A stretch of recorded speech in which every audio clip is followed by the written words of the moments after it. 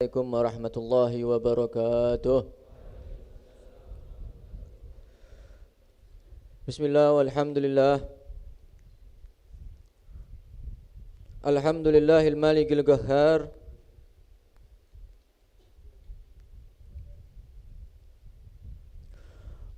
Khaliqin nuril bashar.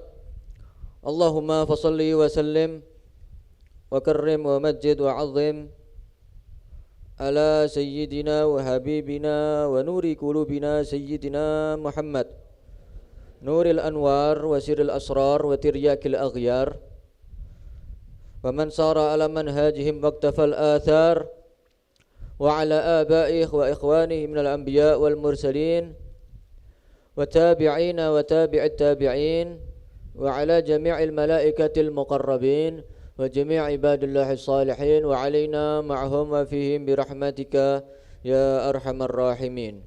Amma ba'd.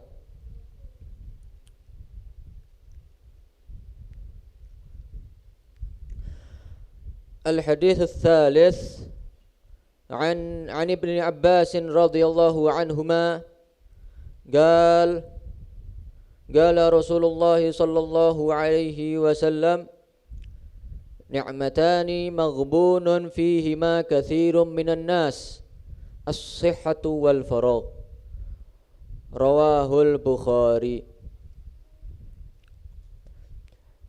Hadis yang ketiga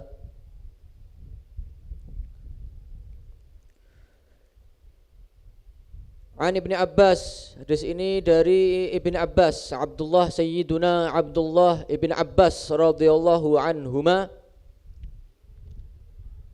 sepupunya Nabi Muhammad sallallahu alaihi wasallam. Sayyiduna Abbas adalah pamannya. Sayyiduna Abdullah berarti sepupunya. Sepupunya Rasulullah sallallahu alaihi wasallam, Sayyiduna Abdullah bin Abbas, yang telah lewat mengenai manaqib beliau. Sebelumnya sudah kita bahas mengenai manaqib beliau. Sayyidina Abdullah ibn Abbas radhiyallahu anhuma. Beliau berkata, Gala Rasulullah, bersabda Rasulullah sallallahu alaihi wasallam, Rasulullah bersabda, ni'matan, dua nikmat. Nanti kita akan menjelaskan satu persatu, kita artikan terlebih dahulu. Ni'matan, dua nikmat, maghbunun fihima katsirun minan nas, yang maghbunun yang terlupakan. Fihima, di dalam dua nikmat itu, maghbunun yang terlupakan. Fihima, di dalam dua nikmat itu, katsirun minan nas, banyak dari manusia. Katsir, banyak, minan nas, dari manusia. Apa dua nikmat itu? As-sihah, nikmat sehat, wal farag, dan nikmat waktu luang. Wal farag, dan nikmat waktu luang. Ana ulangi lagi, ni'matani, dua nikmat, maghbunun yang terlupakan. Fihima, di dalam dua nikmat itu, katsirun minan nas, banyak dari manusia, kebanyakan manusia. As-sihah, yaitu nikmat sehat, wal farag, dan waktu luang. Artinya apa? Bahwa terdapat dua nikmat. Dua nikmat ini banyak dari manusia yang melupakan dua nikmat ini. Ini maksudnya. Banyak dari manusia yang melupakan dua nikmat ini. Sebenarnya ini nikmat yang sangat besar, yang sangat agung, yang sangat luar biasa yang Allah berikan kepada hambanya. Akan tetapi kebanyakan manusia itu lalai. Ya, lalai dengan dua nikmat ini. Tidak mengetahui kebesaran dua nikmat ini. Apa dua nikmat itu? Nikmat sehat, diberikan sehat wal afiyah.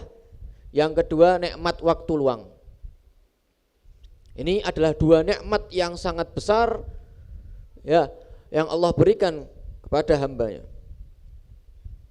Akan tapi ma'al asaf, banyak dari manusia yang melupakannya. Baik, ni'matani, nikmat. Sekarang apa itu definisi nikmat? Nikmat itu apa sih nikmat?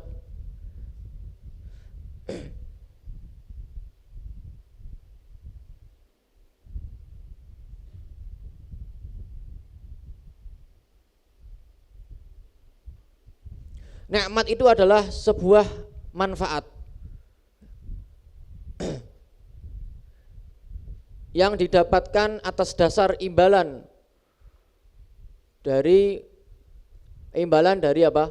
Perlakuan daripada melakukan perbuatan yang baik, perbuatan yang baik, yang maksudnya yang baik adalah perbuatan yang diridhoi Allah Subhanahu wa taala. Ya, sebuah manfaat. Manfaat itu bagaimana? Manfaat itu berarti kan yang apa? Bermanfaat bagi kita, yang menyenangkan hati kita, yang menjadi penghibur kita, itu manfaat. Manfaat yang didapatkan atas dasar imbalan dari apa? Perbuatan kita, perbuatan yang baik, perbuatan yang baik, perbuatan yang diridhoi oleh Allah Subhanahu wa taala. Banyak sekali orang-orang itu yang mengartikan bahwa diberikan kekayaan itu adalah suatu kenikmatan. Padahal sebenarnya tidak semua kekayaan itu adalah nikmat. Terkadang itu bukan nikmat, istidraj namanya. Ya, seperti yang sudah Anda jelaskan tadi, nikmat itu apa? Manfaat yang didapatkan atas dasar imbalan dari apa? Perbuatan yang baik, perbuatan yang diridhoi oleh Allah Subhanahu wa taala. Setelah hambanya melakukan perbuatan yang baik, perbuatan yang diridhoi oleh Allah Subhanahu wa taala, imbalannya apa? Diberikan nikmat. Nah, ini nikmat. Ini definisi nikmat. Banyak sekali orang-orang yang kafir, ya. Orang-orang kafir itu banyak yang mereka hidup di rumahnya dalam keadaan tenang. Kalau bahasanya kita nikmat, dalam keadaan nikmat. Tenang hidupnya. Dengan kekayaan mereka, dengan harta mereka, dengan kekuasaan mereka, banyak. Bahkan di muka bumi ini yang paling kaya, yang paling menguasai siapa? Orang kafir. Apakah berarti Allah Subhanahu wa taala telah memberikan nikmat kepada mereka? Tidak. Itu bukan nikmat. Itu apa? Istidraj. Dibiarkan, diulur-ulur sama Allah, dibiarkan diberikan sesuatu yang menyenangkan mereka, dibiarkan supaya mereka itu terlena. Wes gak, yang tadinya dia tidak ingat dengan Allah Subhanahu wa taala, tidak beriman dengan Allah, ditambahi dengan sesuatu yang dia senangi, tambah dia tidak ingat dengan Allah Subhanahu wa taala, sampai akhirnya ketika Allah mencabut nyawanya disiksa oleh Allah Subhanahu wa taala dengan siksaan yang sangat pedih. Bukan nikmat. Mungkin secara zahirnya kita dipandang oleh manusia itu nikmat, kesenangan di dunia. Ya, akan tapi apa yang bisa didapatkan di dunia ini? Kesenangan apa? Semuanya akan fana, kesenangan yang ada di dunia ini semuanya akan hilang, binasa. Yang dia lihat daripada kenikmatan, daripada sesuatu yang dia senangi, itu sebenarnya itu adalah nantinya akan menjadi azab baginya. Sehingga apa? Sehingga ini namanya bukan nikmat. Nikmat itu adalah ketika seorang yang beriman, dia beribadah kepada Allah Subhanahu wa taala, beriman kepada Allah, beriman kepada Nabi Muhammad, melaksanakan perintah-perintah Allah, meninggalkan larangannya, mencintai Rasulullah sallallahu alaihi wasallam, mencintai keluarganya, dan dari semua hal-hal yang diperintahkan Allah kepadanya, sehingga dia mendapatkan imbalan nikmat dari Allah Subhanahu wa taala. Berupa apa? Bukan kekayaan, ini mah kecil kekayaan. Ya, kesehatan kecil. Ya. Uang kecil, apa? A'adatu li ibadi ma la ainun ra'at wala udhunun sami'at wala khatar ala qalbil bashar. Aku telah menyiapkan untuk hamba-hambaku sesuatu yang tidak pernah dilihat oleh mata, tidak pernah didengar oleh telinga, tidak pernah terlintas di hati manusia. Apa itu? Ini nikmat yang sangat besar, surganya Allah Subhanahu wa taala. Inilah nikmat. Adapun nikmat kekayaan, ya nikmat tapi kecil. Kalau dibandingkan dengan surga, dibandingkan dengan nikmat yang ada di dalam surga, bertemu dengan Allah, memandang wajah Nabi Muhammad sallallahu alaihi wasallam. Itulah yang dimaksud dengan nikmat.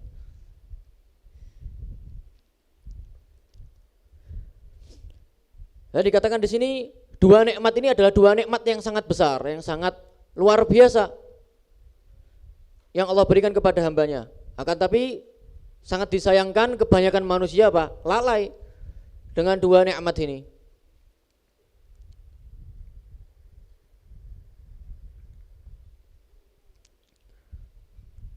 Tadi dikatakan maghbun. Maghbun itu dalam bahasa Arab sebenarnya diambil dari ghaban. Ghaban itu artinya dalam bahasa Arab artinya adalah membeli sesuatu dengan imbalan yang melampaui batas, melebihi dari harga yang semisalnya. Misalkan harga HP harganya misalkan 8 juta. Sebenarnya harga pasaran 8 juta, tapi dijual dengan harga berapa? 2 kali lipatnya, 16 juta dan seterusnya. Jadi membeli sesuatu dengan imbalan yang melebihi dari harga semisalnya. Itu arti dari ghaban. Maghbun itu diambil dari apa? Ghaban, ghain ba nun, maghbun. Itu isim maf'ulnya maghbun. Itu artinya ghaban. Dan ini berkaitan dengan makna yang di sini, makna di dalam hadis ini. Maksudnya apa? Membeli sesuatu dengan imbalan yang melebihi daripada harga semisalnya. Maksudnya apa? Artinya di sini Allah Subhanahu wa taala menggambarkan hamba-hambanya, orang-orang yang beriman itu sebagai pedagang. Sebagai apa? Pedagang. Dan dua nikmat ini, Allah menggambarkan dua nikmat ini seakan-akan sebagai apa? Sebagai modal. Orang yang berdagang, kalau nggak ada modalnya, dia tidak akan bisa mendapatkan keuntungan. Ya, tahap pertama harus ada modal. Modalnya apa? Dua nikmat ini, sehat dan waktu luang. Ya, yang membeli siapa? Allah Subhanahu wa taala. Lihat bagaimana muamalahnya Allah Subhanahu wa taala. Allah membeli waktu luangnya, membeli apa? Diri mereka, membeli harta-harta mereka. Waktu luangnya membeli daripada kesehatan mereka ketika mereka menggunakannya dengan benar-benar untuk beribadah kepada Allah Subhanahu wa taala, walaupun cuma sedikit, walaupun cuma 2 rakaat. Bagaimana? Maka imbalannya Allah akan memberikan imbalan, akan memberikan pahala melebihi daripada apa yang telah dia lakukan. 2 rakaat Allah balas lebih dari itu pahalanya berkali-kali lipat. Inilah maksud daripada ghaban maghbun, membeli sesuatu dengan imbalan yang melebihi daripada harga semisalnya. Jelas ini ya. Jadi Allah menggambarkan bahwa orang-orang yang beriman itu sebagai pedagang. Waktu luang dan kesehatan ini sebagai modalnya.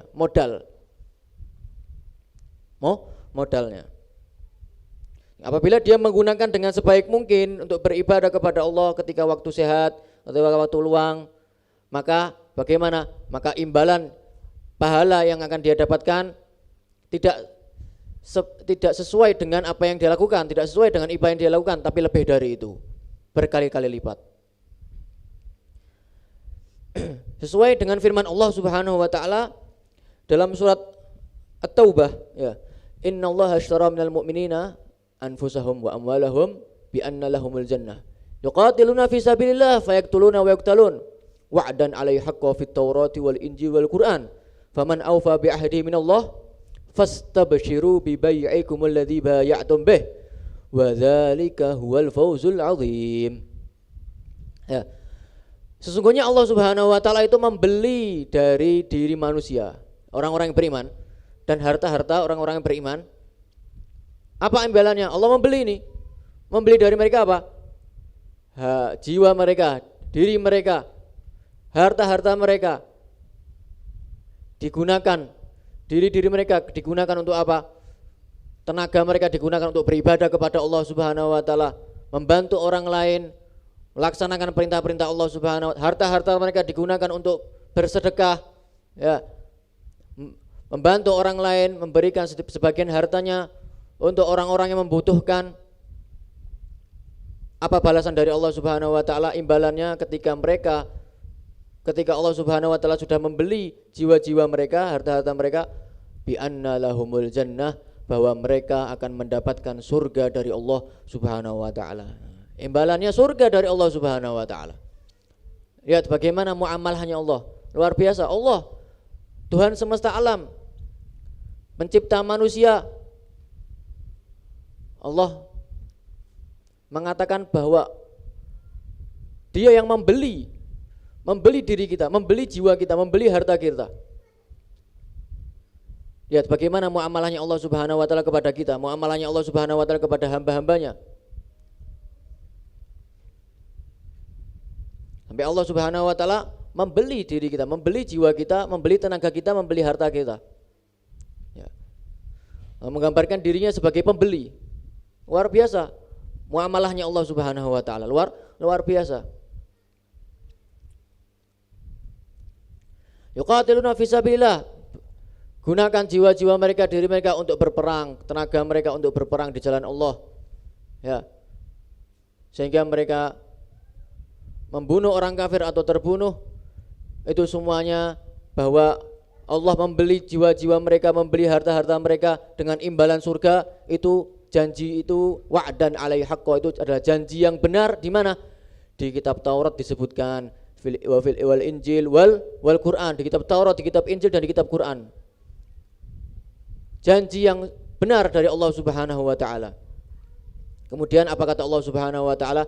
Fastabshiru, maka bergembiralah kalian, bibai'ikum alladzi bay'atum bih, dengan jual beli kalian, dengan akad jual beli kalian. Lihat bagaimana kalian melakukan transaksi dengan Allah Subhanahu wa taala. Ini transaksi yang sangat mulia, enggak ada transaksi yang lebih mulia dari ini. Transaksi dengan Allah Subhanahu wa taala. Jual beli dengan Allah Subhanahu wa taala. Bergembiralah kalian dengan jual beli kalian. Luar biasa. Imbalannya apa? Bukan main-main. Imbalannya surganya Allah Subhanahu wa taala. Ketika kalian menggunakan waktu luang kalian, menggunakan kesehatan kalian, menggunakan diri kalian, menggunakan harta kalian untuk hal-hal yang diridhoi oleh Allah Subhanahu wa taala, maka imbalannya adalah surga dari Allah Subhanahu wa taala. Terakhir, Allah Subhanahu wa taala memuji orang hamba-hambanya yang membeli jiwanya, yang menjual jiwanya dan hartanya untuk Allah Subhanahu wa taala. Wa dzalika huwal fawzul adzim, dan itu adalah kebahagiaan yang sangat besar. Adalah kebahagiaan yang sangat besar. Nah, tidak ada kebahagiaan yang melebihi ini. Tidak ada transaksi yang melebihi daripada transaksi kepada Allah dengan Allah Subhanahu wa taala. Luar biasa. Inilah maksud dalam hadis ini. Ya, seakan-akan Allah Subhanahu wa taala menggambarkan bahwa orang yang beriman, hamba-hambanya itu sebagai pedagang. Dan dua nikmat ini sebagai modal.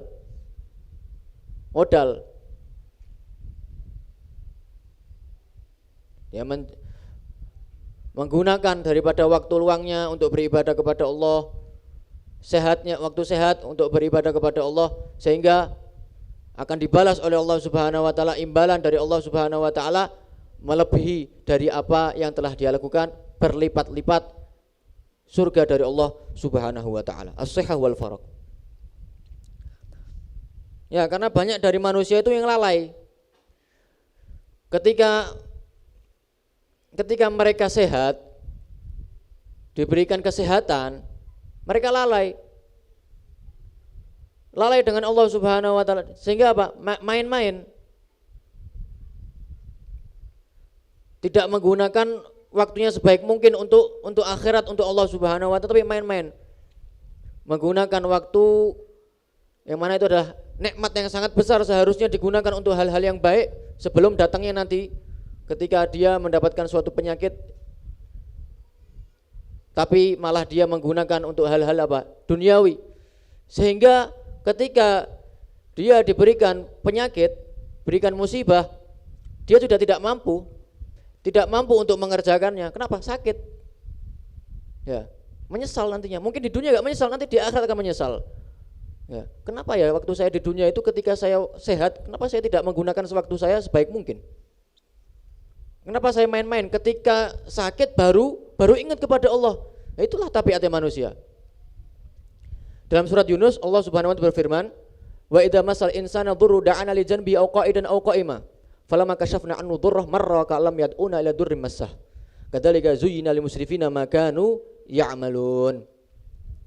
Wa idza masal insana dhurru, ketika manusia itu tertimpa satu musibah, kena suatu penyakit, musibah, bencana, da'ana li janbi aw qa'idan aw qa'ima, mereka ingat kepada Allah, doa kepada Allah, ya Allah, hindarkanlah bencana ini ya Allah. Jauhilah daripada musibah ini ya Allah. Berikanlah aku kesehatan ya Allah. Mereka selalu berdoa, ingat kepada Allah, berdoa kepada Allah agar terhindar daripada musibah yang dia derita. Terhindar daripada penyakit, terhindar daripada bencana. Akan tapi falamma kashafna anhu dharra marra ka'allam yad'una ila durrim massah.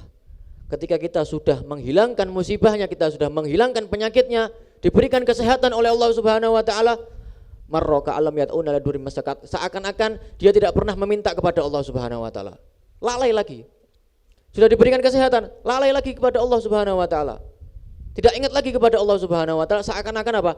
Allah menggambarkan seakan-akan dia tidak pernah meminta lagi, tidak pernah meminta kepada Allah Subhanahu wa taala. Padahal sebelumnya dia meminta kepada Allah agar terhindar daripada musibah, terhindar dari bencana. Tapi ketika diberikan kesehatan, ketika dihindarkan daripada bencana-bencana, daripada penyakit, marra ka'allam yata'una ila dhurrim massah, seakan-akan dia tidak pernah meminta kepada Allah supaya dihindarkan daripada musibah. Lalai dengan Allah Subhanahu. Itulah manusia. Kadzalika zuyyina lil musrifina ma kanu ya'malun. Makanya beruntunglah kalian ketika kalian diberikan kesehatan, nikmat sehat. Gunakanlah sebaik mungkin untuk menghadiri majelis, untuk beribadah kepada Allah Subhanahu wa taala, membantu mengajarkan ilmu-ilmu yang bermanfaat, belajar ilmu yang bermanfaat. Nah, kenapa? Karena ketika kalian sudah mendapatkan musibah, kalian tidak akan mampu, tidak bisa untuk melakukan hal-hal seperti itu. Maka gunakanlah waktu sebaik mungkin.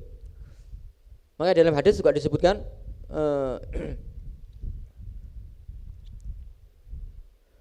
sallallahu al-afiyah wa la tas'aluhu an yakhtabiruka an yakhtabiruka.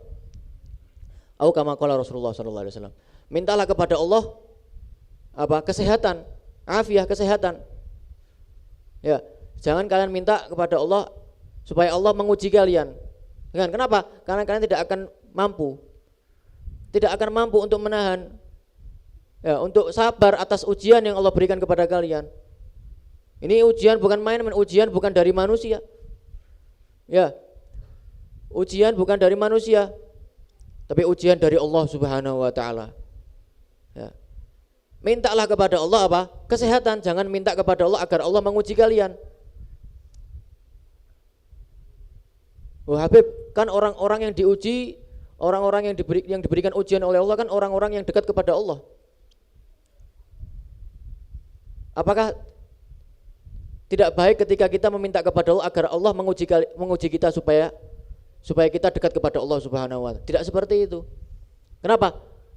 Karena kata Rasulullah SAW, kalau kalian meminta kepada Allah agar Allah menguji kalian, memberikan kalian musibah, kalian tidak akan mampu untuk menahannya. Maka mintalah kepada Allah apa? Al-afiyah, kesehatan. Ya, diceritakan itu ada salah satu orang yang soleh. Ya, salah satu orang yang soleh. Itu beliau meminta kepada Allah Subhanahu wa taala, ya Allah, berikanlah aku cobaan. Apapun yang engkau uji kepadaku, apapun yang engkau berikan cobaan kepadaku, aku akan sabar atas ujian yang engkau berikan kepadaku. Apa yang terjadi? Sehingga Allah Subhanahu wa taala, Allah memberikan orang tersebut penyakit apa? Kalau ya penyakit apa namanya? Kencing batu istilahnya. Penyakit apa? Kencing batu. Sehingga dia tidak tahan, ya, tidak tahan dengan keadaannya, luar biasa. Ya, setiap kali ingin buang hajat sakit luar biasa, tidak mampu untuk menahannya. Ya. Salah sendiri dia meminta seperti itu, ya. Akhirnya apa yang terjadi?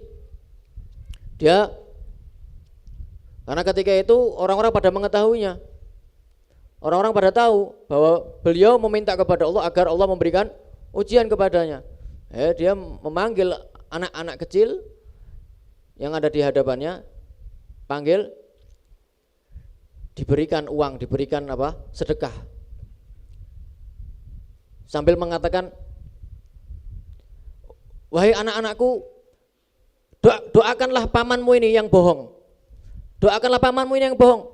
Bohong bagaimana? Bohong karena dia mengatakan bahwa apapun yang engkau berikan ujian, apapun ujian yang engkau berikan kepadaku, aku akan menahannya, aku akan sabar atas itu. Tapi apa yang terjadi? Dia tidak mampu untuk menahannya, tidak mampu untuk sabar atas ujian yang Allah berikan kepadanya.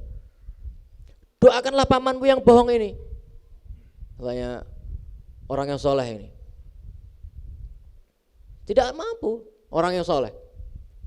Oleh karena itu, sallallahu alaihi, mintalah kepada Allah apa? Kesehatan.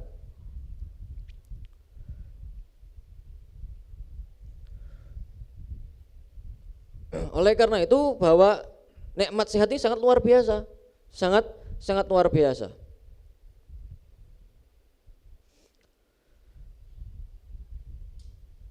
Juga yang kedua, al-faraq, waktu luang, juga merupakan suatu nikmat yang sangat luar biasa, yang sangat agung, yang Allah berikan kepada hambanya.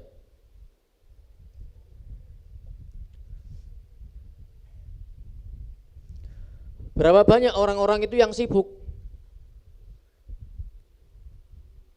sehingga dia tidak mampu, tidak bisa, karena kesibukannya tidak bisa, ya,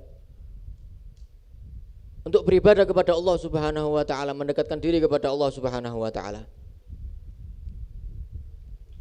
Maka gunakanlah waktu luang kalian untuk hal-hal yang diridhai oleh Allah Subhanahu wa taala.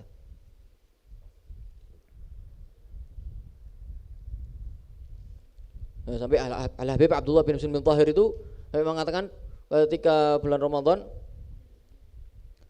waktu 24 jam itu enggak cukup bagi beliau. Semuanya waktu luang itu. Semuanya waktu luang bagi beliau ketika bulan Ramadan. 24 jam itu enggak cukup. Masih belum cukup untuk beribadah kepada Allah.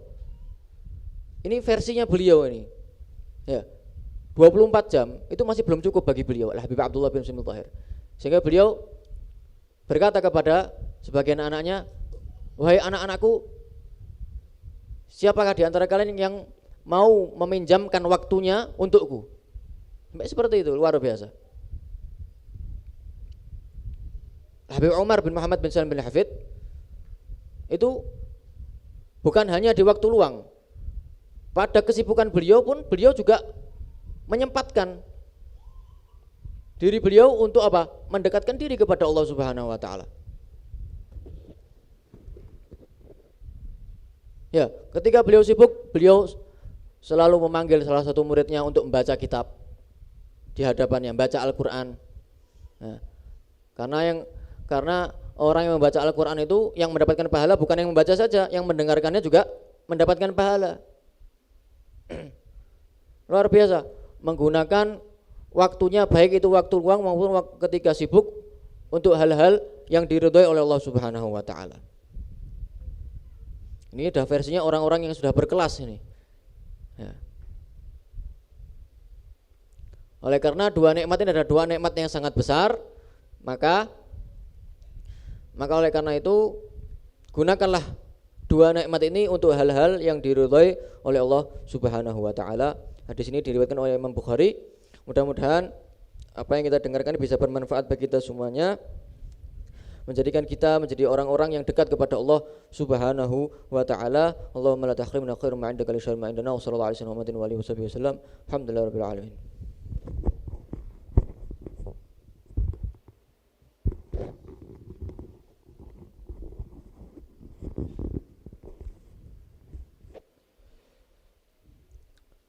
Bismillah.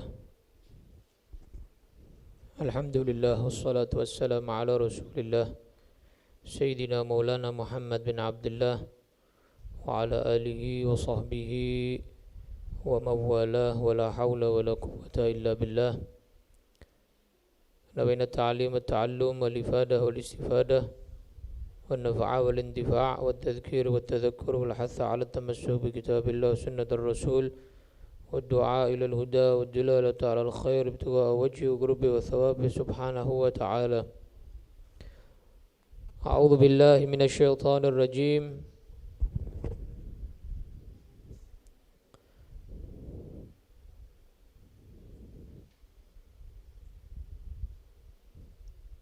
بسم الله الرحمن الرحيم.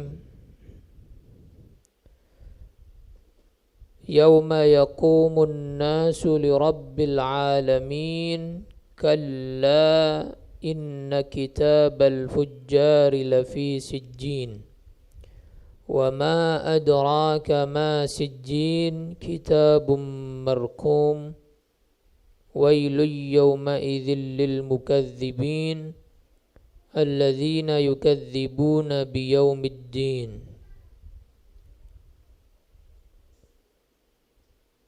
Bismillahirrahmanirrahim. Qala al-musannif rahimahullahu ta'ala wa nafa'ana bihi wa bi'ulumihi fid dharaini amin.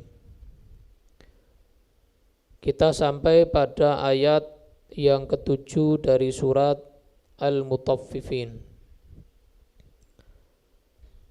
Kalla. Kalla di sini ulama ahli tafsir berbeda pendapat. Ada yang membaca begini, Yauma yaqumun nasu li rabbil alamin kalla, baru berhenti. Lanjut, inna kitabal fujjari lafi sijjin. Ada lagi yang berhenti pada ayatnya, bacanya begini, Yauma yaqumun nasu li rabbil alamin, baru Kalla inna kitabal fujjari lafi sijjin. Perbedaannya di mana? Perbedaannya begini. Kemarin kan kita menjelaskan ayat yang ke-6. Yaumal Ba'ats, hari kebangkitan internasional langit bumi itu hari di mana yauma yaqumun nas, hari saat bangkitnya para manusia dari kuburnya, li rabbil alamin, menghadap Tuhan semesta alam. Di situ berhenti. Setelah itu baru ayat berikutnya yang ke-7. Kalla, maknanya kalau di tafsir Jalalain haqqan. Ini pendapat dari Imam Hasan Al-Basri radhiyallahu anhu. Jadi maknanya haqqan, maknanya begini, kalla, benar, sungguh, inna kitabal fujjar, sesungguhnya catatan orang-orang pendosa, lafi sijjin, sungguh di dalam sijjin. Itu makna yang pertama, pendapat yang diikuti oleh tafsir Jalalain, ya, Imam Mahalli, dari siapa? Seorang tabi'in yang bernama Imam Hasan Al-Basri. Pendapat yang pertama. Pendapat yang kedua beda. Pendapat yang kedua bukan begitu. Pendapat yang kedua berhentinya enggak di situ. Berhentinya ada di kalla. Jadi yauma yaqumun nasu li rabbil alamin kalla, begitu. Karena kalla menurut pendapat yang kedua adalah maknanya rada' wa zajr. Jadi kayak enggak terima. Ibarat begini. Ada orang dituduh anaknya maling. Terus orang tuanya jawab, demi Allah, anak saya tidak maling. Kalla, enggak mungkin itu. Enggak kira.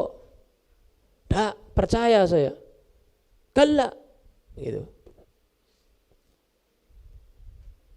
Nah, ini ibaratnya Allah menolak. Mereka nggak percaya bahwa nanti ada hari kebangkitan internasional langit bumi, itu nggak percaya ada yaumul ba'ats. Kalla, ditolak sama Allah Ta'ala. Kalla, makanya lanjut. Yauma yakumun nasu li rabbil alamina kalla. Gitu. Kalla. Jadi kallanya lanjutannya. Masih lanjutan dari ayat itu. Jadi berhentinya bacanya di kalla. Artinya apa? Perkaranya tidak seperti yang mereka pikir, bahwa tidak terjadi. Terjadi. Hati-hati. Itu maknanya kalla. Menurut pendapat yang kedua. Kalau dilanjutkan, berhenti di kalla, maknanya begitu. Tapi kalau berhenti di sebelum kalla, maka makna kalla adalah sungguh atau benar. Jadi dua pendapat ya. Ada dua pendapat daripada para mufassirin ahli tafsir. Perbedaan pendapat itu muncul karena para tabi'in juga berbeda pendapat. Baik.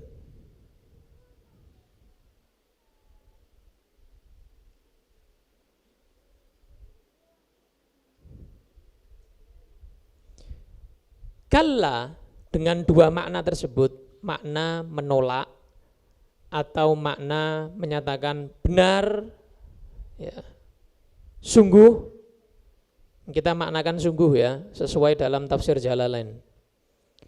Pendapat Imam Hasan al-Basri. Kalla haqqan, sungguh, benar, benar bahkan terjadi ini, sungguh.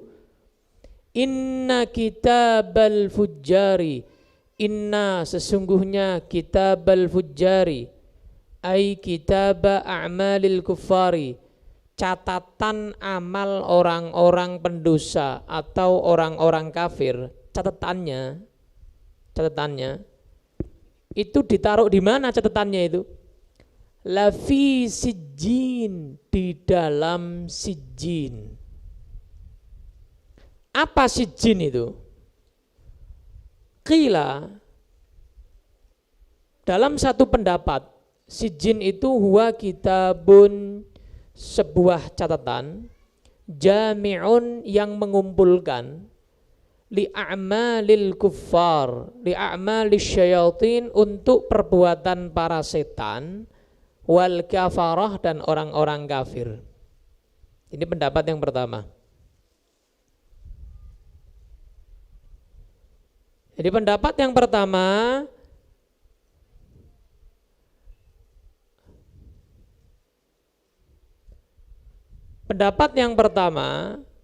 adalah besok-besok kalau bagi roti pas masuk aja ya.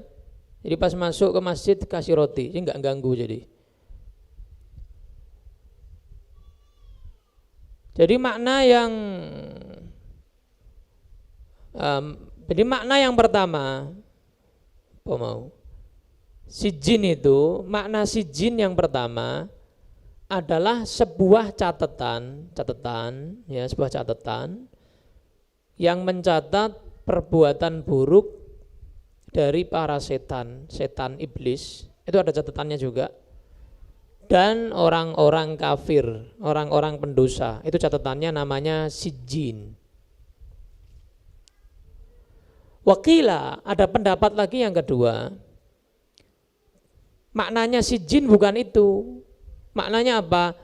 Huwa adalah makanun, sebuah tempat, asfalal ardis sabi'ah, di lapis bumi yang ketujuh. Jadi bumi bawahnya lagi sampai lapisan bumi yang ketujuh, itu namanya sijin. Wa huwa mahallu iblis wa junudih. Lapis bumi yang ketujuh itu tempat tinggalnya iblis dan tentara-tentaranya iblis, para setan. Di situ tempatnya mereka. Jadi tempat tinggalnya mereka di sana.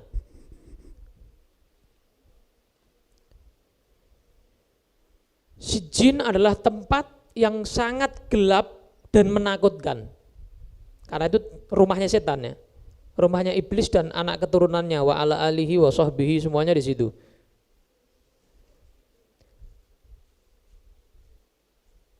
Jadi iblis kalau habis bertugas. Kalau polisi kan ke kantor polisi, tentara ke kantornya tentara ya. Kalau setan atau iblis kantornya di mana? Ya, ada di lapisan bumi yang ketujuh, di situ kantornya. Kalau ente pengen mampir, monggo. Ya, di lapisan bumi yang ketujuh, namanya Sijjin, nama tempatnya. Sijjin. Situ, siapa laporan? Ya, itu di situ, Sijjin di situ. Ada perintah ke markas, berangkat ke situ. Lapisan yang ketujuh itu, Sijjin itu. Setiap ada perintah, laporan tugas, apapun perbuatan mereka, di situ markasnya. Di Sijjin. Di mana letaknya? Di lapisan bumi yang ketujuh. Lapisan bumi yang ketujuh. Nah, itulah Sijjin. Kalau menurut pendapat yang pertama tadi, itu adalah sebuah catatan. Catatan semua. Sijjin adalah sebuah catatan. Jadi buku catatan. Buku. Jadi dia buku catatan. Catatannya malaikat, Raqib Atid, untuk para iblis, para setan, para orang kafir, orang-orang yang ahli neraka. Itu catatannya namanya Sijjin. Situ manusia, jin, setan, semuanya di situ. Nah, catatan ini juga ditaruh di lapisan bumi yang ketujuh. Ada lagi pendapat yang ketiga. Pendapat yang ketiga menyatakan Sijjin adalah tempat tinggalnya arwah orang-orang yang ahli neraka. Jadi arwah, orang kalau sudah meninggal, itu arwahnya ada markas. Kita belum tahu karena belum mati ya. Nanti kalau sudah mati, ada markas masing-masing. Markas itu cuma 2. Enggak ada 3 markas. Sama kayak nanti di akhirat cuma ada surga atau neraka. Nah, di alam barzakh itu antara 2 juga. Antara mereka di Illiyin atau di Sijjin. Kalau arwahnya orang-orang ahli surga ada di Illiyin. Illiyin itu di bawah arsy, di atas langit ketujuh, di sana markasnya.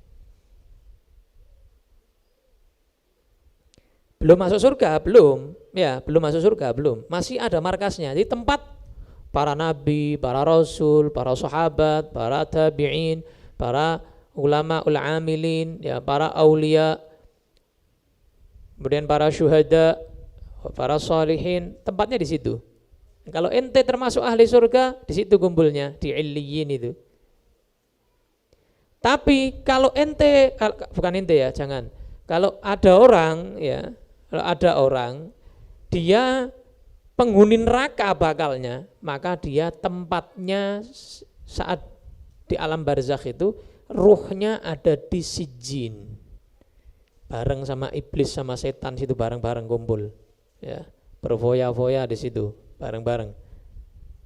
Jadi apa namanya?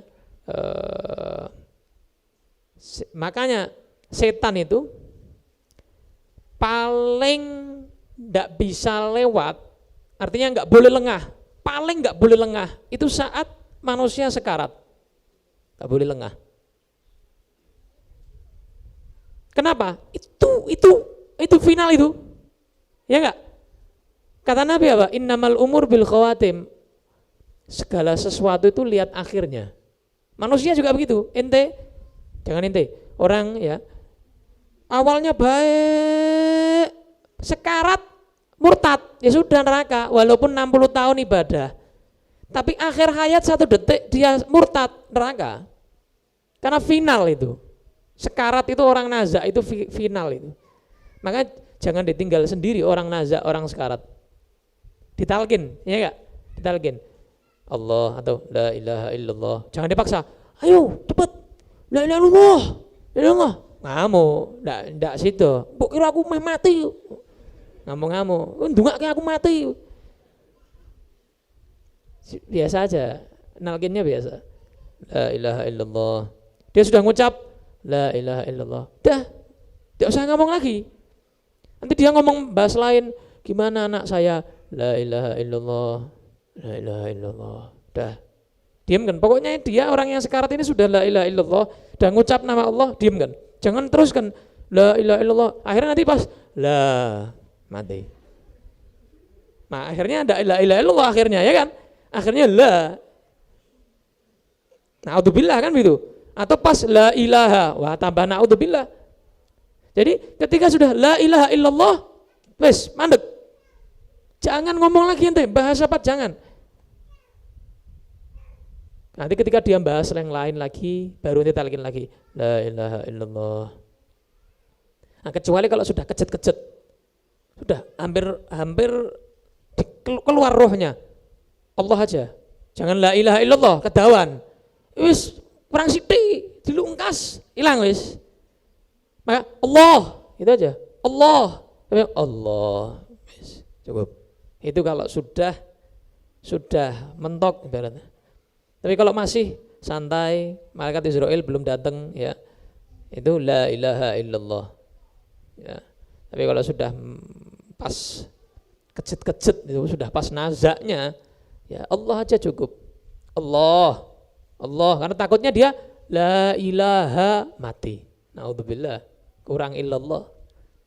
Ya kan? Gitu. Jadi caranya begitu. Nah, tadi saya katakan apa? Bukan saya ngomong, ulama ya. Jadi setan itu jangan sampai lengah saat orang sekarat. Kenapa? Saat-saat orang sekarat itu ngelaknya minta ampun. Ngelak, ngerti ngelak? Haus. Haus yang tidak pernah dia rasakan, haus seperti itu.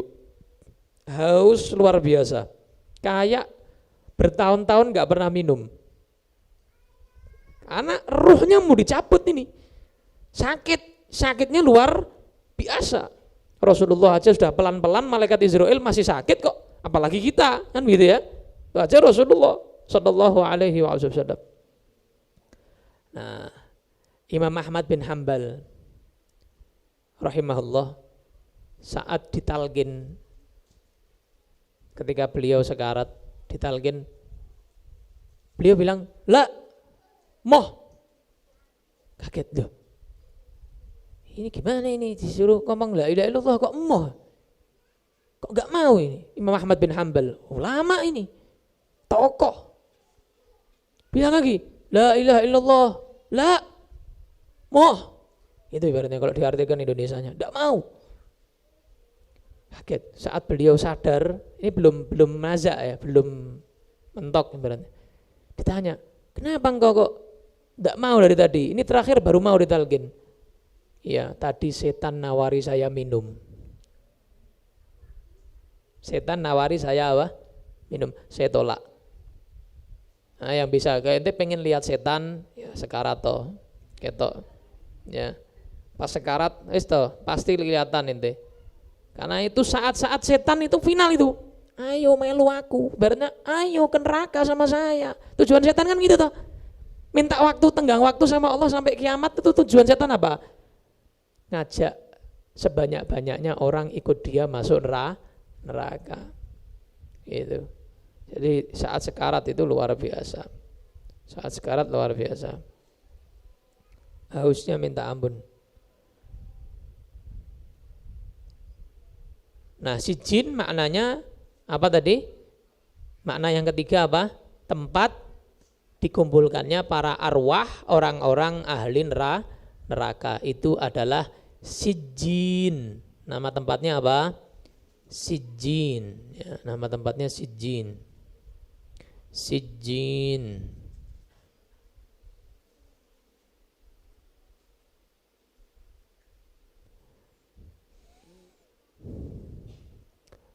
Bahkan ada riwayatnya ini. Dalam tafsir Baghawi, dalam tafsir Qurtubi, dalam tafsir Sirajul Munir juga, Nabi bersabda, sijin asfala sab'i aradhin. Kata Nabi, sijin ada di lapis bumi yang ketujuh. Wa illiyun fis sama'is sabi'ah tahtal arsh. kata Nabi, dan illiyun atau illiyin itu satu tempat di langit yang ketujuh di bawah arsy. Itu tempatnya dikumpulkan arwahnya orang-orang ahli surga. Namanya apa? Illiyin. Ya. Jadi nanti jangan salah alamat nanti ya. Illiyin, bukan sijjin. Bukan sijjin, tapi illiyin. Oh, banyak pendapat. Ada lagi yang berpendapat keempat makna sijjin. Ya. Adalah Imam Wahab bin Munabbih yang berpendapat. Kata beliau, sijjin itu nama Raja Iblis. Ente pengen tahu namanya rajanya Iblis, pemimpinnya, dengkotnya, namanya adalah sijjin. Gitu.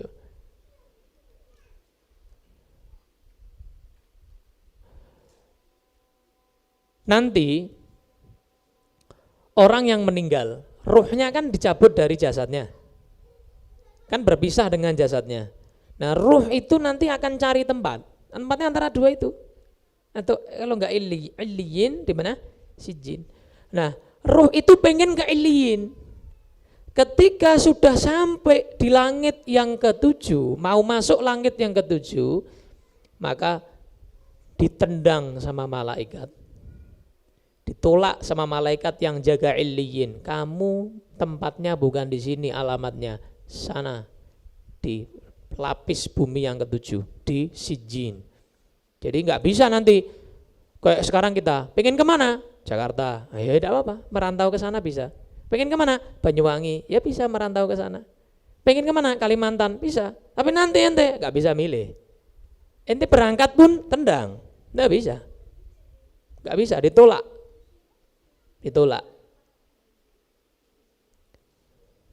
Ke bumi, malaikat yang jaga bumi juga nolak. Ke langit, malaikat yang jaga langit nolak. Ini bukan di sini tempatnya. Ke bumi, malaikat yang jaga bumi nolak, bukan di sini tempatnya. Sampai mentok dia ke sijjin. Akhirnya situ enggak nolak ya. Karena memang setan ngajak sebanyak-banyaknya buat masuk neraka, enggak bakal ditolak sama setan. Na'udzubillah min dzalik. Hati-hati ya. Hati-hati. Enggak main-main.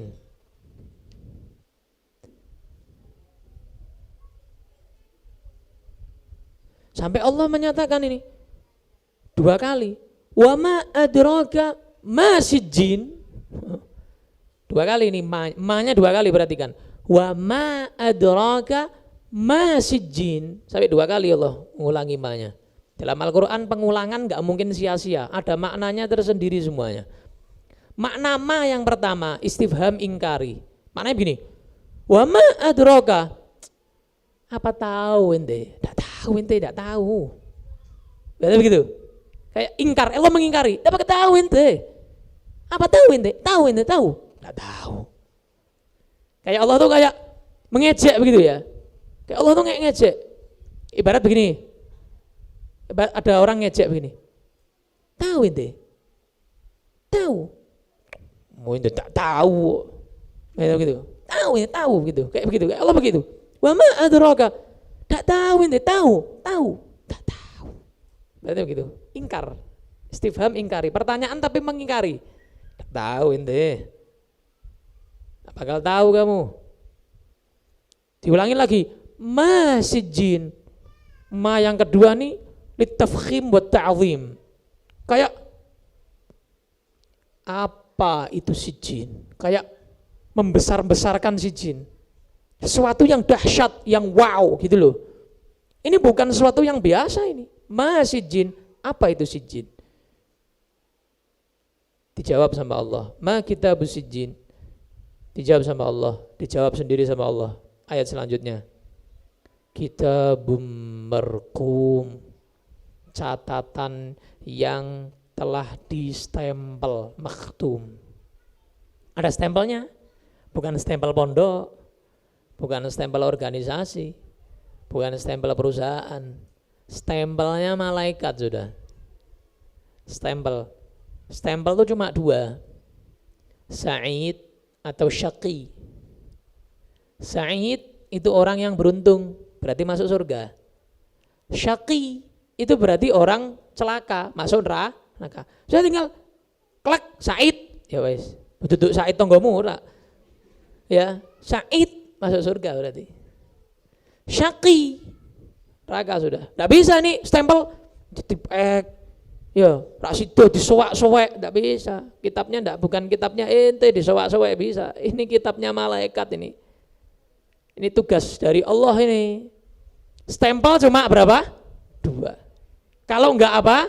Sa'id. Kalau enggak apa? Syaqi. Dah. S2 itu. Ini cari yang lain enggak ada. Remedi. Saya minta remedi Allah. Ono remedi. Remedi di dunia ente ujian bisa ngulangi. Ente ujian hidup enggak bisa ngulangi. Makanya kowe nelongso ya rasakno. Ya, sabar.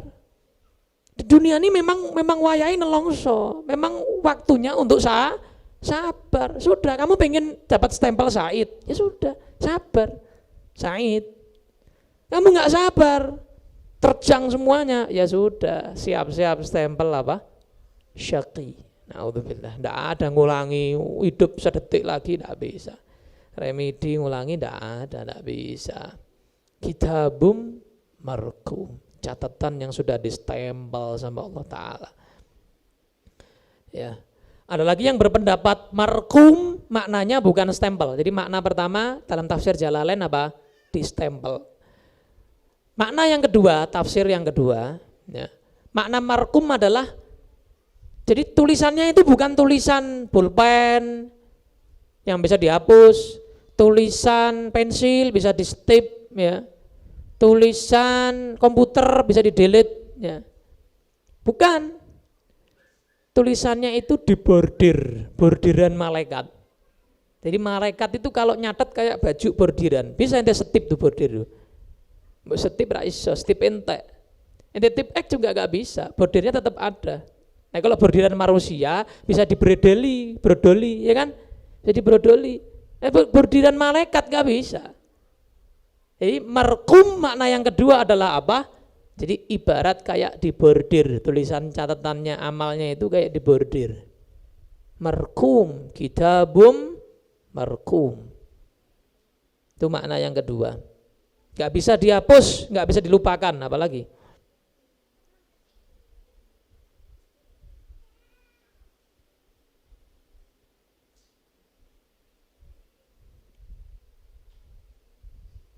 Jadi itu makna dari apa? Marqum. Ya.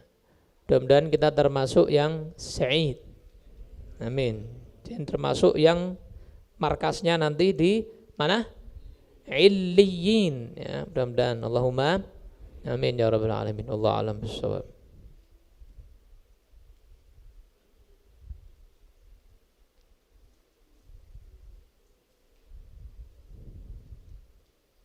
Al-Quran itu sumber ilmu ya. Ente baru juz amma aja sudah banyak ilmu yang ente dapat. Belum rampung juz ammanya. Apalagi ente hatam seluruh tafsir Al-Quran. Berapa banyak ilmu yang ente dapat.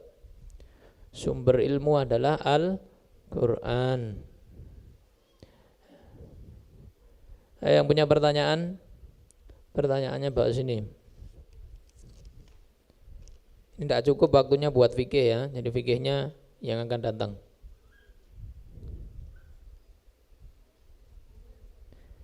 Ada pertanyaan, bagaimana hukum jual beli kotoran binatang ternak dan bagaimana penggunaan pupuk organik dengan proses jual beli? Jadi pertama-tama hukum dasar fikih itu syarat barang yang diperjualbelikan harus tohiron, suci. Harus apa? Suci. Atau dia mutanajis yang mungkin disucikan. Contoh, anak jual sorban ini, misal habis dikencingi sama anaknya saya misalnya, tak jual. Nah ngomong sama Rozak, Zak, ini tak jual Zak 100.000. Tapi habis dikencingi anak-anak. Tapi kan bisa disucikan kan? Maka sah. Jadi suci atau mutanajis, barangnya suci kena najis, itu masih sah dijual. Tapi kalau barangnya najis, kalau najis itu asli ya, bedanya najis dengan mutanajis. Kalau najis asli najis dia, kencing, kotoran binatang, kotoran manusia, ya asli najis itu. Kalau mutanajis, barangnya asalnya suci, kena najis, itu namanya mutanajis. Pakaian suci nih, pakaian aslinya apa? Suci. Peci aslinya suci, sorban aslinya suci, kena kencing, maka ini namanya mutanajis, bukan najis. Jadi kalau bahasakan, wah sorbannya Habib najis, salah. Sorban kok najis? Kotoran ente najis. Tapi kalau sorban kena kencing, apa? Mutanajis. Ya, kalau istilah Indonesia silahkan. Tapi kalau istilah Arab ini kena najis, bukan najis. Tapi apa? Mutanajis. Beda ya, mutanajis dengan najis berbeda. Nah, terus bagaimana, Beb? Pupuk itu kan dari kotoran binatang. Kan najis dia, asli najis. Yang namanya kotoran, mau ente olah, kencing misal diolah sampai jadi air bersih, dibuat wudhu, sah? Gak sah. Yang namanya najis tetap najis. Gak bisa dirubah menjadi suci, gak bisa. Kecuali 3 hal, nanti kita akan bahas di babnya. 3 hal ini najis bisa jadi suci. Selain 3 ini gak bisa. Nah, terus bagaimana jual beli pupuk ini najis ini? Bagaimana? Maka namanya raf'ul yad dalam fikih. Raf'ul yad. Raf'ul yad itu memindah kekuasaan. Apa? Halo? Memindah kekuasaan. Jadi raf'ul yad. Bismillah. Raf'ul yad. Raf'ul yad. Jadi memindah atau mengangkat kekuasaan. Misalnya ada kotoran, ya, misal ada kotoran apa misalnya? Kotoran kebu, teletok misalnya. Nah ini jadi pupuk misalnya, dibungkus jadi pupuk. Kalau teletongnya ente jual belikan ada manfaatnya enggak? Ada manfaatnya enggak? Halo? Kalau orang yang beli, orang yang mau buat pupuk berarti ada manfaatnya kan begitu. Tapi kalau buat apa? Enggak ada, yang lainnya pupuk apa? Geopo. Beda apa? Asapnya mungkin ya. Dupa ya. Nah, tapi kalau secara syariat ini tidak dianggap bermanfaat karena najis. Tapi secara umum orang-orang yang tani ini bermanfaat. Secara umum, tapi secara syariat enggak. Makanya dia diperjualbelikan enggak sah. Jadi kalau B itu apa? Jual beli, bay'un. Kalau diperjualbelikan enggak sah. Jadi enggak sah. Caranya ini, raf'ul yad, memindah kekuasaan. Jadi begini akadnya. Saya punya ini misalnya. Ana punya teletong misalnya, 1 karung. Ana bilang sama petani misalnya, Pak, saya pindah kekuasaan saya pada 1 karung teletong kebu ini kepada jenengan, monggo dihargai misalnya, saya hargai 10.000 misalnya. Maka itu bukan jual beli, tapi uangnya itu adalah uang untuk apa? Sebagai simbolis pindah kekuasaan. Lo kan sama aja Beb, sama jual beli, beda. Nanti kalau ngaji fikih beda. Tapi kalau enggak ngaji fikih, alah bodo wae, ora apa-apa. Ngopo tidak pindah kekuasaan barang. Nah, kalau orang enggak mau ngaji ya repot, ya wis ora usah ngaji we. Ora usah madros. Ini ngaji, kalau ngaji begini, tahu ya. Tahu, oh saya baru dengar ini pengajian model ngajari seperti ini. Ini namanya apa? Raf'ul yad. Jadi pokoknya perpindahan kekuasaan barang najis itu sah sah, paham ya? Sah. Kalau apa? Kalau ada manfaat secara umum. Kalau ada manfaat secara umum, sah. Kalau ada manfaat. Apalagi contohnya yang najis. Jual beli makanan burung yang bangkai, jangkrik misalnya. Jangkrik mati diperjualbelikan. Itu kan apa? Najis, bangkai hukumnya apa? Najis. Nah, itu pakai ini juga. Bukan jual beli. Jadi kalau ente ke warung atau toko yang jual makanan burung, beli jangkrik atau apa itu sejenis jenenge? Makanan burung, kroto. Ya. Kroto ini binatang loh? Bukan. Telur, urip tapi. Telur semut. Oh, enggak hidup tapi. Ya ada semut matinya juga, ya. Ada najisnya berarti kan. Bangkai kan hukumnya apa? Najis. Nah, maka itu bukan pakai jual beli akadnya. Jadi jangan, Pak tuku kroto Pak. Salah. Pak beli jangkrik Pak. Ya. Pak jangkriknya mati. Salah. Pindah kekuasaan. Ya. Pindah apa? Kekuasaan. Pak, ini Pak, tak apa? Ambil misalnya. Dengan harga sekian bisa begitu. Tapi kalau akadnya jual beli enggak sah. Karena apa? Najis gitu ya. Najis hukumnya. Apalagi contohnya? Ada lagi enggak? Ya contohnya itu, anak kira. Mungkin ada lagi apa lainnya yang najis juga. Ada ya. Nah kalau jual beli burungnya gimana hukumnya? Nah, kalau burung yang bisa diambil manfaatnya sah, binatang yang bisa diambil manfaatnya sah. Burung diambil manfaatnya apa? Kicauannya sah, jual beli sah. Burung tidak bisa berkicau, warnanya tidak bagus, tidak bisa ngapa-ngapa, misalnya diperjualbelikan, enggak sah. Kucing, kalau kucing peliharaan sah. Kalau kucing liar, giopo, ya enggak sah.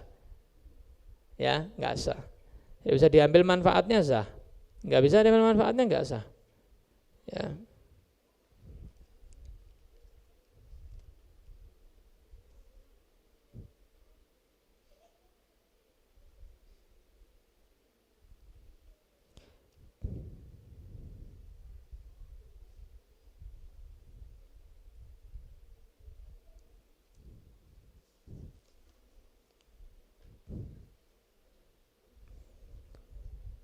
Perbedaan sholat sunnah isyraq dan sholat duha.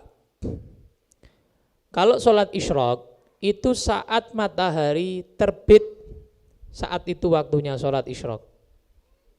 Tapi kalau sholat duha setelah itu 16 menit baru masuk waktu duha. Jadi setelah terbit matahari 16 menit itu baru masuk waktu duha.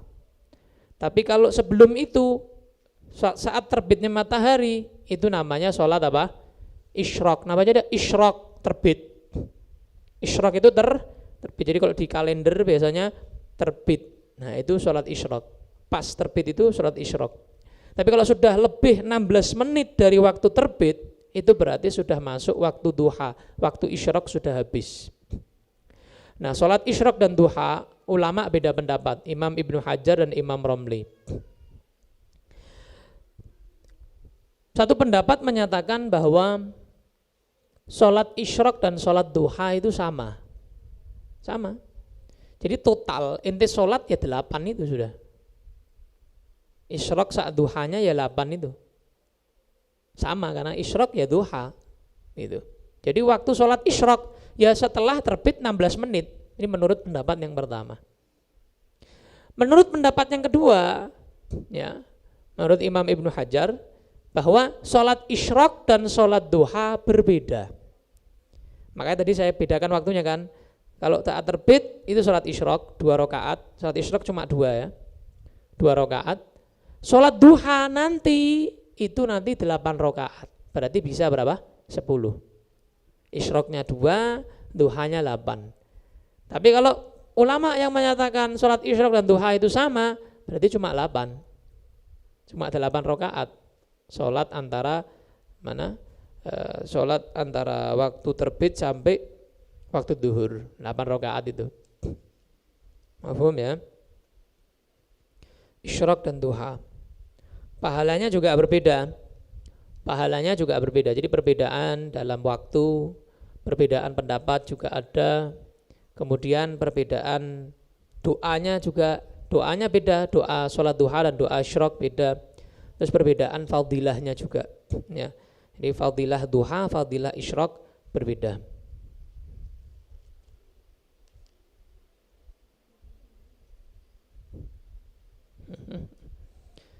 Anak saya tanya tentang Dajjal.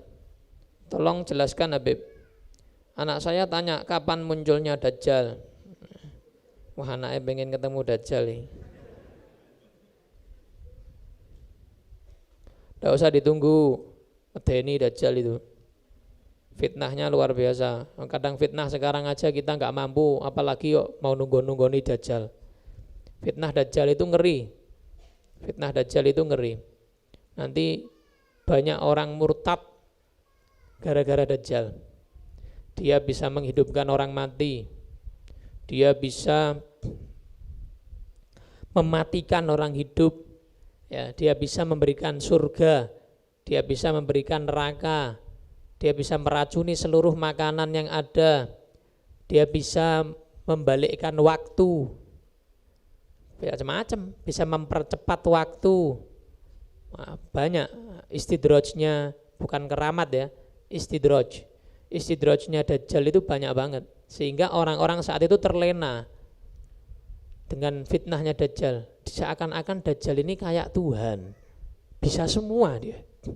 Apa yang Dajjal tidak bisa? Tidak ada, semua Dajjal bisa. Ente minta apa? Dajjal bisa. Kayak Tuhan begitu sudah. Makanya nanti orang-orang banyak yang murtad, berbalik arah dari Islam sampai menuju ke fitnahnya menyembah Dajjal. Na'udzubillah min dzalik. Nah, sekarang antek-anteknya sudah ada, kayak Freemason ya, kayak apa jenenge? Freemason, terus Illuminati ya. Illuminati, terus Zionis ya, Zionis. Banyak antek-anteknya Dajjal ya, yang sudah menunggu kemunculan Dajjal. Nah, jangan jadikan diri kita atau anak kita termasuk mereka yang nunggu-nunggu munculnya Dajjal. Doa aja supaya selamat dari fitnahnya Dajjal. Kalau mungkin kita atau anak kita atau cucu kita, keturunan kita ada yang zamani ya, ada yang dapati waktunya Dajjal, mudah-mudahan diselamatkan dari fitnahnya Dajjal. Itu.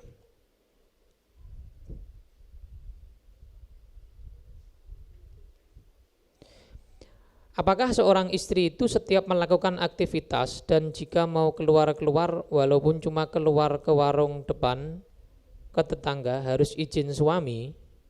Takut suami enggak ridho dan Allah murka. Bagaimana solusinya Habib? Lebih baik ambil rumah kredit atau lebih baik kontrak rumah? Karena saya enggak mau riba. Terus bagaimana hukumnya? Bagaimana hukumnya berdagang dengan pinjam modal buat usaha?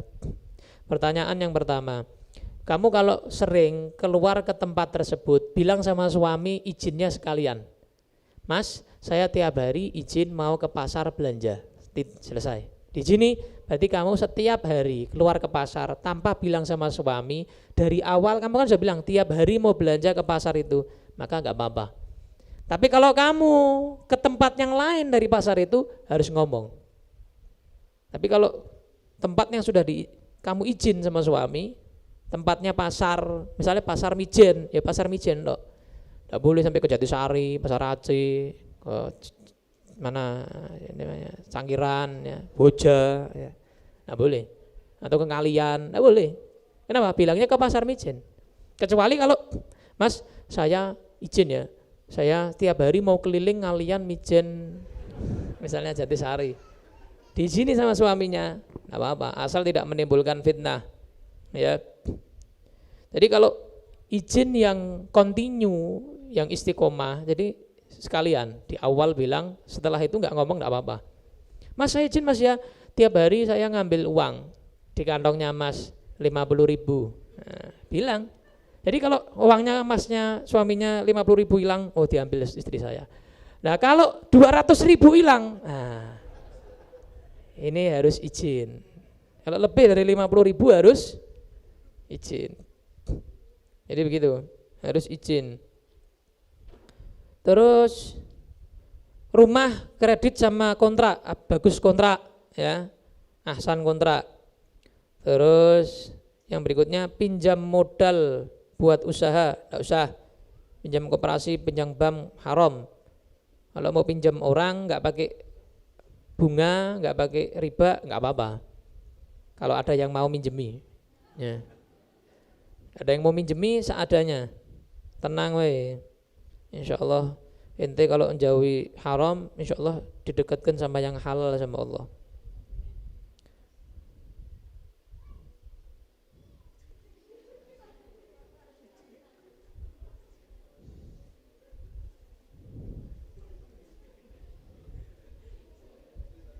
Apa iki?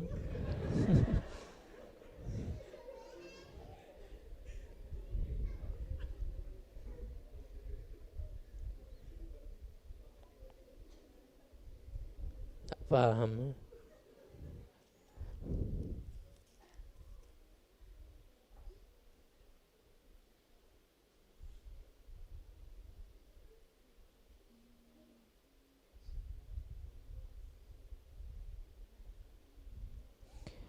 Saya baru ini kehilangan uang, di mana salah satunya adalah uang yang ingin saya setorkan di pondok, uang dalam kenceleng. Gimana Beb? Minta tolong untuk didoakan orang tersebut supaya sadar, dan apa perlu saya mencari ke orang yang tahu siapa pelakunya? Ya ikhtiar aja, cari tahu siapa yang ngambil uangnya. Kan kamu yang penting nggak teledor. Ya, yang penting kamu kan nggak teledor. Nah, kamu ganti dikit-dikit, ya, ganti dikit-dikit. Misalnya isinya 200.000, ya ganti semampu kamu. Kalau mampu langsung ganti 200, ganti 200. Ya, ganti 200.000. Nanti kalau uang itu kembali, bisa kamu ambil, ya kan, ganti. Jadi kamu nggak dosa karena kamu nggak teledor, dimaling ya. Kecuali kalau teledor bisa dosa ya. Kenceleng ditaruh di depan jalan misalnya, depan rumah, itu teledor namanya. Membiarkan orang lain, memberikan kesempatan orang lain untuk maling. Kotak infak masjidnya kotak infaknya dibiarkan begitu ya. Uangnya banyak, ada yang maling ya. Itu bukan salah malingnya toh, malingnya salah. Malingnya kurang ajar. Cuman takmirnya perlu diingatkan.